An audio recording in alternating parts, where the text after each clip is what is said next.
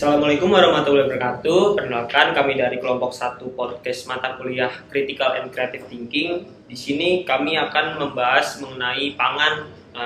Kelompok kami itu beranggotakan Muhammad Fatih Atalah dengan NIM belakang 107, Brian Muhammad Rizky dengan NIM belakang 2, Akbar Ramadan dengan NIM belakang 95, dan saya sendiri Rehan Satria dengan NIM belakang 133. Jadi pertanyaan utama dari pembahasan kita kali ini adalah apakah kita dapat mengurangi atau mengganti konsumsi beras? Mungkin bisa langsung dimulai dengan Akbar Ramadan. Nah, pertanyaan ini unik ya. Mengganti beras atau nasi lah ya istilahnya. Kalau dalam konteks Indonesia, ini secara budaya ini kan atau secara historis, nasi atau beras ini kan udah melekat lah sama rakyat, sama benak pikiran rakyat dan kehidupan sehari-hari. Kita pun, jangan kan juga deh, anak di bawah umur pun sudah mulai diajarkan untuk makan nasi lembek lah istilahnya, nasi tim segala macam. Iya, bubur. Nah, jadi dalam konteks mengganti beras, ini menurut gua ya, ini pertanyaannya cukup serius nih, karena mengganti suatu kebiasaan atau suatu budaya ini nggak gampang. Anggaplah, ambillah budaya Indonesia, hampir seluruh makanannya tuh terdapat nasi di dalamnya, unsur beras. Nah, kalau emang ingin mengganti beras ini, kita harus lihat dulu sisi efek sampingnya. Sekarang kita ambil contoh seorang petani yang sudah menjadi petani seumur hidupnya 30 tahun lah, 30 menjadi seorang petani. Dan tiba-tiba Indonesia ingin mengganti konsumsi beras. Nggak bisa dong kalau misalkan seorang petani yang sudah hampir semasa hidupnya lah menanam padi, tiba-tiba disuruh kaliannya cuma di situ doang, tiba-tiba disuruh ganti. Nah, ganti kerjaan. sekarang ganti nanam jagung, nanam kentang, Terus singkong segala macam. Harus belajar dari ulang dong. Satu itu. Yang kedua, lahan padi itu Indonesia itu udah cukup luas ya. Maksudnya udah didesain dengan sistem-sistem irigasi lainnya untuk secara spesifik menanam padi. Kalau emang mau diganti, ya itu lahan perlu untuk dirubah ulang, didesain ulang, perombakan. Nah, kalau menurut gue mengganti konsumsi beras atau nasi ini bisa aja, tapi menurut gue tidak secara menyeluruh. Kita ambil contoh Jepang lah.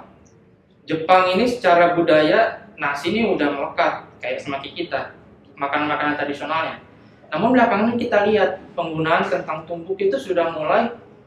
Gue lihat di data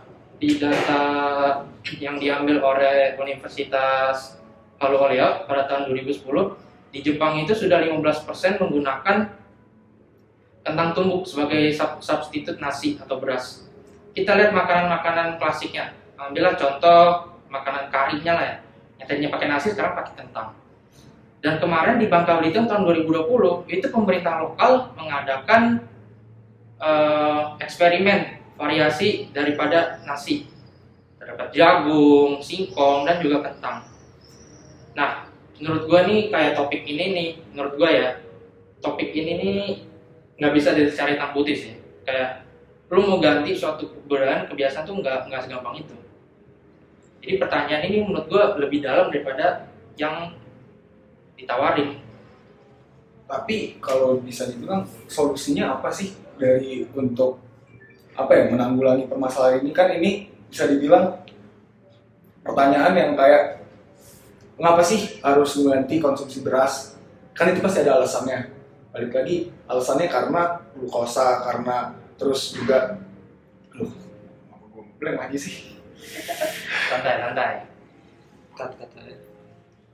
Nah, kalau misalkan solusi sih ya, kalau menurut gua nih solusi ya tadi lu nggak bisa, kalau emang mau ganti secara sepenuhnya bisa lah, maksudnya tapi secara bertahap. Nggak mungkin dalam 1 tahun oke, mulai dari sekarang kita ganti nasi beras gone, hilang, kita ganti dengan kentang. Nggak bisa.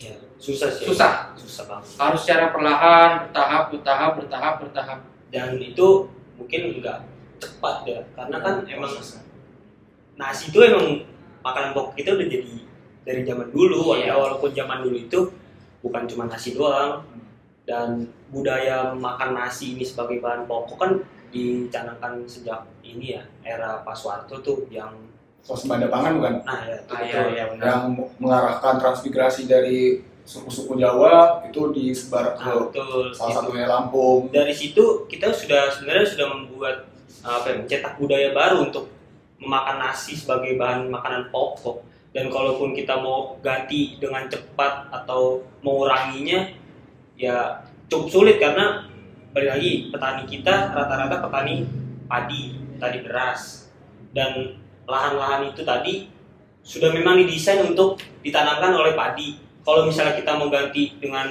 yang lain seperti jagung, mungkin hasilnya tidak maksimal. Tapi kalau misalkan mau diganti nih, menurut gua alasannya tuh, justifikasinya tuh menurut gua masuk akal aja. Kayak misalkan nggak mungkin dong orang pemerintah ingin mengupayakan pengganti beras secara cuma-cuma. Pasti ada sisi lain yang kenapa gini. Pertama, tadi yang seperti dibilang oleh Fatih, beras ini mengandung tingkat glukosa yang tinggi.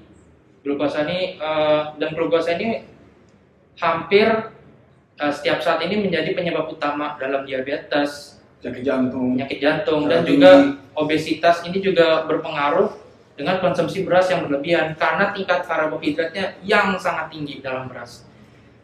Oke, anggaplah gua seorang mahasiswa umur 20 ini konsumsi makan 3 kali sehari beras, ya, nasi, pagi, siang, dan malam. Dan terkadang mungkin ada orang di luar sana, wah makannya enak, ngambil nasi, nambah 2 sendok, terus nanti malam makan lagi, ya kan, kayak enak nih, lauknya masih ada, nambah lagi nasinya. Nah, kebiasaan ini nih menurut gue nih gak sehat kalau dalam nasi. Karena kenapa? Pertama, karbohidrat tinggi, glukosa tinggi, ditambah dengan tadi makanan yang berlebihan nih. Kalau bagi orang yang makannya banyak berlebihan, ini fatal dalam konsumsi nasi. Kita lihat orang-orang sekitar kita, obesitas yang berlebihan, dan juga Diabetes. Iya, diabetes, penyakit lainnya. Apalagi penyakit jantung itu adalah penyakit paling utama yang penyakit yang paling menyebabkan kematian tertinggi loh di Indonesia, penyakit jantung. Nah, ini nih dalam hal ini nasi ini berperannya cukup tinggi loh. Tapi banyak orang yang nggak tahu, karena ya kita ngeliatnya, oh nasi, kayak kita nasi cuma sumber pokok makanan. Padahal kalau bisa dilihat-lihat, nasi ini bisa dianggap apa ya? Pedang bermata dua lah. Iya.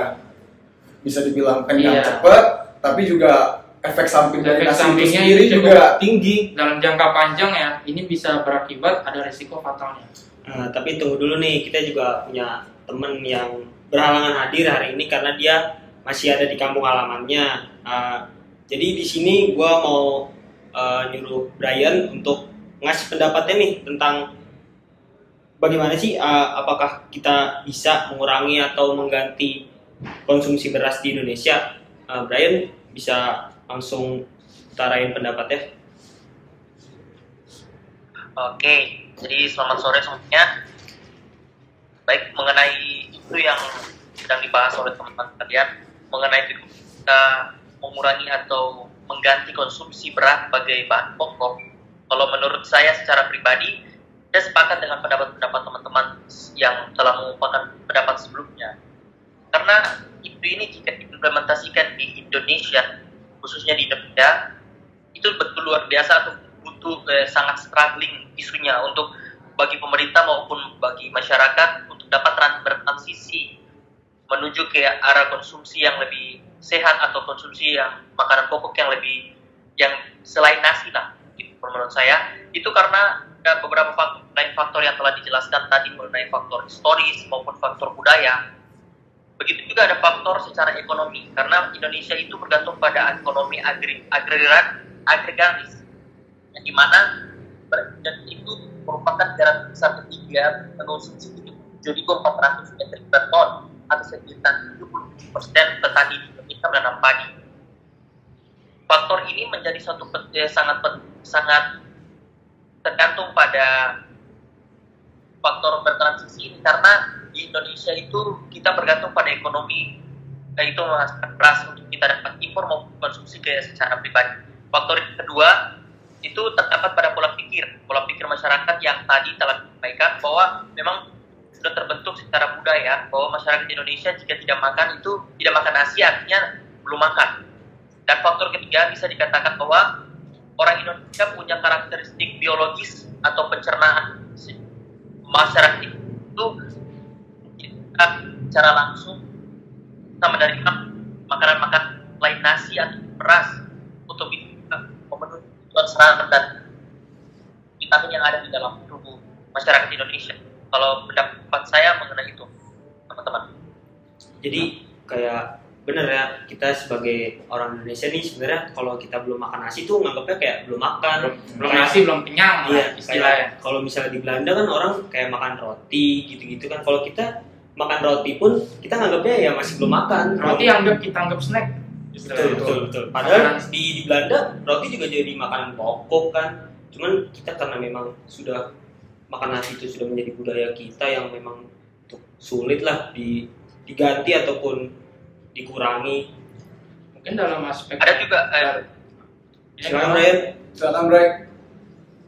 Ada salah satu contoh juga dari masyarakat Indonesia yang nggak jauh-jauh bukan dari luar negeri ya, tapi ada masyarakat Papua atau khususnya Maluku Utara itu sampai saat ini masih mengkonsumsi selain beras, yaitu seperti beliam atau sagu yang dijadikan sebagai bahan pokok pengganti nasi. Dan itu merupakan suatu bentuk bahwa bukti bahwa sebenarnya Indonesia itu juga punya ada masyarakat yang mampu bisa bertransisi.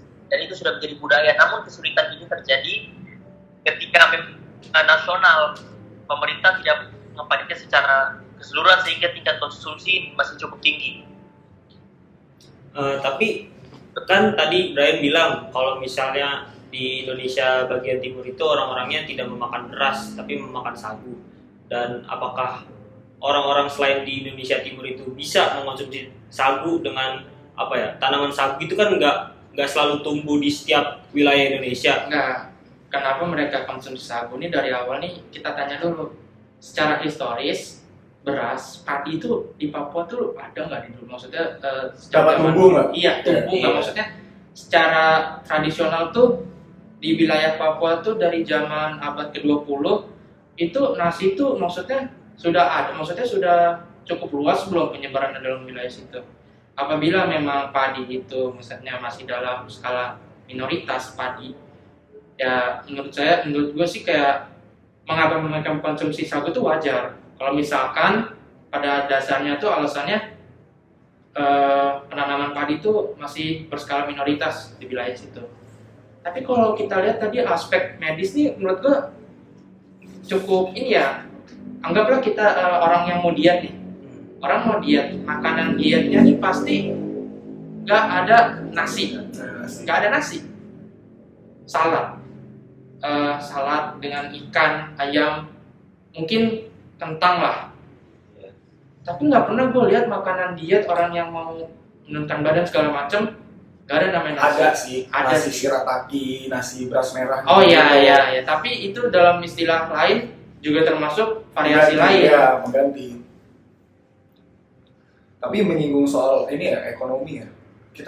Kalian tahu gak sih waktu krisis moneter 98 itu sebenarnya juga salah satu menyampingkan tentang Soeharto diturunkan ya, itu tuh juga dipicu karena ketahanan beras itu harganya naik melambung tinggi sehingga karena masyarakat Indonesia itu juga udah ketergantungan dengan namanya itu beras, dan beras itu sebagai makanan utama dari masyarakat Indonesia dan bahan pokoknya naik, sehingga ya masyarakat bingung karena dia cuma taunya aku cuma mau makan nasi, itu salah satu skenario yang fatal sih apabila memang tidak ada variasi. Ya ini sebenarnya kita ya worst case-nya akan terjadi lagi skenario terburuknya akan terjadi lagi apabila ya ketahanan dari beras ini tuh nggak stabil gitu.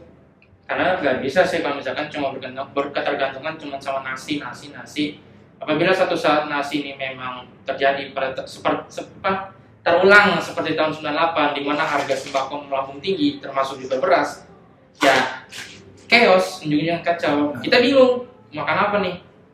Nasi, beras tinggi. Kita cuma tahu nasi. Maksudnya ya kan? Iya.